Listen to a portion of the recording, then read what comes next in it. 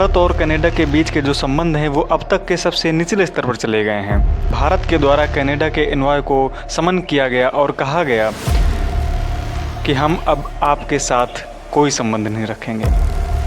किन्हीं देशों के साथ जब राजनयिक संबंध स्थापित किए जाते हैं, डिप्लोमेटिक संबंध स्थापित किए जाते हैं, तो उन देशों के बीच अपने अपने राजदूत स्थापित किए जाते हैं, प्रतिनिधि भेजे जाते हैं। लेकिन यहाँ पर भारत ने अपने सारे राजदूतों को, सारे अपने प्रतिनिधि को वापस बुला लिया है। ऐसा क्यों हुआ, कैसे हुआ, आइए जानते हैं सरल शब्दों में। अगर आप हमारे चैनल पर नए हैं तो सब्सक्राइब ज़रूर करिएगा, क्योंकि हम ऐसे ही महत्वपूर्ण टॉपिक पर वीडियो लाते रहते हैं जिससे आपको नॉलेज मिलती रहती है। भारत को ऐसा कदम क्यों उठाना पड़ा, तो ये जो महोदय आपको हमारी स्क्रीन पर दिख रहे होंगे, इन महोदय की वजह से उठाना पड़ा। ये महोदय हैं, इनको आप शायद जानते हो, कुछ लोग नहीं जानते होंगे, तो मैं आपको बता दूं कि ये कौन है। इनका नाम है जस्टिन ट्रूडो।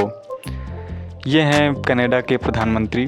तो जस्टिन जी के सुर क्यों बदले हुए हैं और क्यों ये सब कदम उठ रहे हैं, इसके पीछे सबसे बड़ा जो किरदार है इस व्यक्ति का है। यह व्यक्ति खालिस्तानी आतंकी, लेकिन कनाडा के लिए ये उसकी आन बान शान बना हुआ है। ये व्यक्ति जो कनाडा के नागरिक है, लेकिन भारत के लिए ये मोस्ट वांटेड आतंकी है, जो अब नहीं है। मतलब कि पिछले साल सितंबर में इसकी अज्ञात लोगों ने गोली मारकर हत्या कर दी थी। कनाडा सरकार इसको सिखों के वोट बैंक के आधार पर इसको खुद से जोड़कर देख रही है और भारत के बारे में तीखी टिप्पणी कर रही है। और अपनी सरकार को बचाने के लिए या फिर दोबारा इलेक्शन में सिखों का वोट हासिल करने के लिए, खालिस्तानियों का समर्थन लेने के लिए ये सब कर रही है और भारत के खिलाफ चली गई है। बात 18 सितंबर 2023 की है, जब ट्रूडो ने भारत पर आरोप लगाया था कि निज्जर को मरवाने में भारत के डिप्लोमेट का हाथ है। तब भारत ने भी कहा था कि अगर ऐसा है तो आप साक्ष्य प्रस्तुत कीजिए। अगर आप सच बोल रहे हैं कि भारत के डिप्लोमेट का हाथ है निज्जर को मरवाने में, तो आप साक्ष्य प्रस्तुत कीजिए। लेकिन ऐसा वो कभी कुछ कर नहीं पाए, मतलब कि साक्ष्य प्रस्तुत कर नहीं पाए, और जिसके चलते दोनों देशों ने अपने अपने राजदूतों को वापस बुला लिया था। निज्जर वो व्यक्ति हैं जो 2020 में केंद्रीय गृह मंत्रालय ने निज्जर वो व्यक्ति हैं जिसे 2020 में भारत के केंद्रीय गृह मंत्रालय ने आतंकी घोषित किया था और उस पर 10 लाख का इनाम भी घोषित किया गया था। वहीं 18 जून 2023 को किन्हीं अज्ञात लोगों के द्वारा इसकी गोली मारकर हत्या कर दी गई थी। शुरुआत में कनाडा ने भारत के 41 डिप्लोमेट को वहां से बाहर निकाला था और बदले में भारत ने भी कार्रवाई करते हुए उनके कुछ लोगों को यहां से भारत से बाहर निकाला था। साथ में कनाडा को इस मामले में, खालिस्तानियों के मामले में, बाइडेन का भी सपोर्ट मिलता है, क्योंकि बाइडेन भी पन्नू के सपोर्ट में खड़े रहते हैं, जिसकी वजह से कनाडा और अमेरिका दोनों साथ में दिखते हैं और भारत को दबाने का प्रयास करते हैं। कनाडा पुलिस 3 लोगों को अरेस्ट करती है और कहती है इन 3 लोगों का हाथ है निज्जर को मारने में। और वहीं जो खालिस्तानी वहाँ पर प्रोटेस्ट कर रहे थे, मतलब कि वो जो खालिस्तानी वहाँ पर प्रोटेस्ट कर रहे थे, वो कहाँ कर रहे थे, वो कर रहे थे भारत के हाई कमिश्नर ऑफिस जो के बाहर, बिल्डिंग जो है उसके बाहर कर रहे थे, और कह रहे थे कि जो निज्जर को मारने में मेन जो हाथ है वो है भारत के हाई कमिश्नर का हाथ है। भारत के हाई कमिश्नर जो वहाँ पर तैनात हैं, मौजूद हैं, भारत के प्रतिनिधि हैं, उनका नाम है संजय वर्मा। मतलब कि वहाँ के प्रोटेस्टर जो प्रोटेस्ट कर रहे हैं वो साफ तौर पर ये बोल रहे हैं कि जो निज्जर को मारने में संजय वर्मा का हाथ है।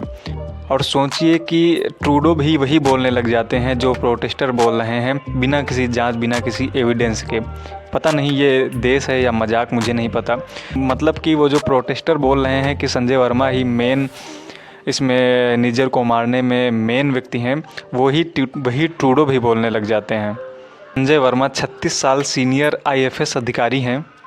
ये कनाडा ही नहीं, इससे पहले चाइना, इटली जैसे कई देशों में पहले से तैनात रहे हैं और इन देशों में एम्बेसडर भी रह चुके हैं। 1988 बैच के IFS अधिकारी हैं और IIT दिल्ली से पास आउट भी हैं। ये वो व्यक्ति हैं जो दुनिया भर के कई देशों में डिप्लोमेट के तौर पर अपनी सेवाएं दे चुके हैं। सोचिए ये व्यक्ति ऐसा काम करेंगे, वो भी निज्जर जैसे व्यक्ति के मामले में ऐसा काम करेंगे।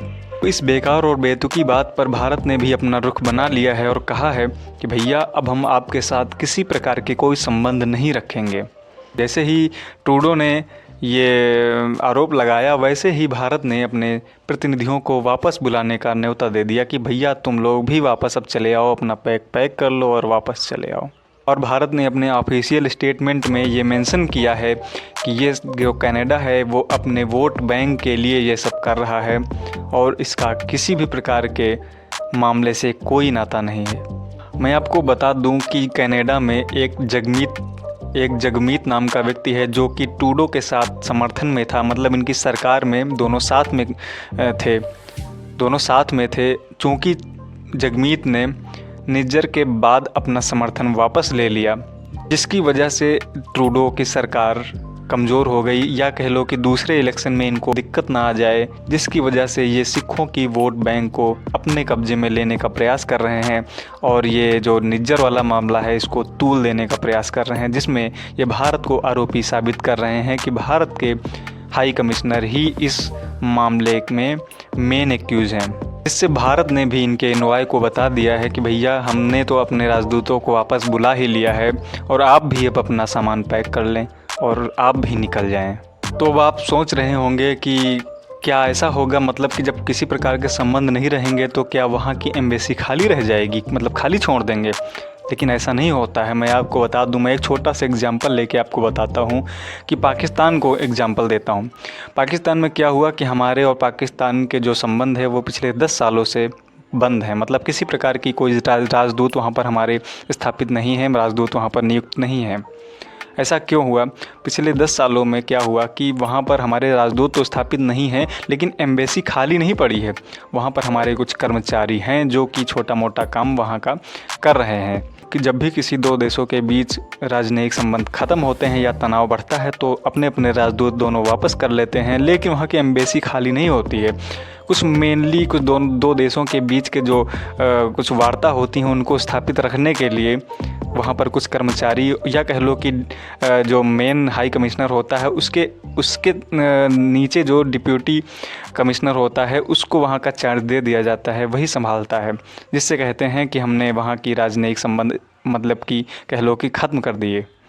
लेकिन पूरी तरह ख़त्म नहीं होते हैं, वहाँ पर कुछ कर्मचारी होते हैं जो वहाँ का काम चलाते रहते हैं। वैसा ही इस केस में भी होगा, मतलब कि कनाडा की जो एम्बेसी होगी वो हम पूरी तरह से खाली नहीं करेंगे, वहाँ पर कुछ कर्मचारी रहेंगे जो वहाँ का काम देखते रहेंगे, लेकिन जो मेनली जो हमारे हाई कमिश्नर होते हैं या कुछ राजनयिक राजदूत होते हैं वो वापस चले आएंगे। वो सारे राजदूत हमने वापस ले लिए हैं और यहाँ से भी जाने को उनको बोल दिया है कि भैया आप लोग भी अब अपने बैग पैक कर लो, अपने कपड़े रख लो और चले जाओ, क्योंकि हमारे भी लोग वहाँ से वापस आ रहे हैं।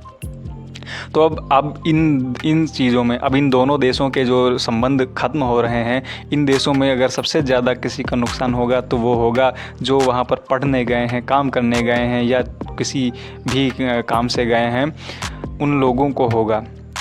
हमारे उन सिख भाइयों का होगा जिनका खालिस्तानियों से किसी भी प्रकार से कोई संबंध नहीं है, उनका होगा। तो उम्मीद है कि आपको जानकारी अच्छी लगी होगी। अगर अच्छी लग रही है तो एक लाइक करिएगा और आप इस बारे में क्या सोचते हैं वो कमेंट सेक्शन में ज़रूर लिखिएगा। और अगर चैनल पर नए आए हैं तो सब्सक्राइब किए बिना मत जाइएगा, सब्सक्राइब ज़रूर करिएगा।